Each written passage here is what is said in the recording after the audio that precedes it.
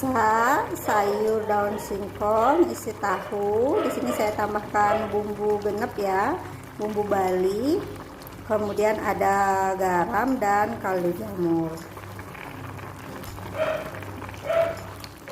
Setelah ditambahkan garam dan kaldu jamur, sekarang ditambahkan santan.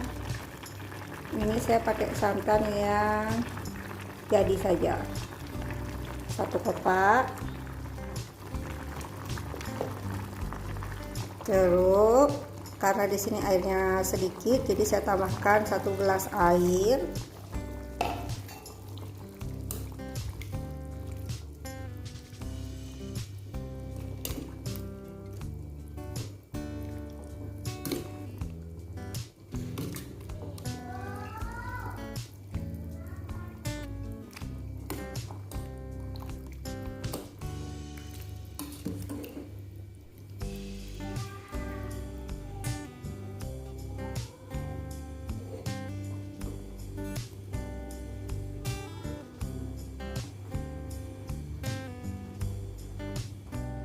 Sayur daun singkong dan tahu sudah jadi dan siap dinikmati.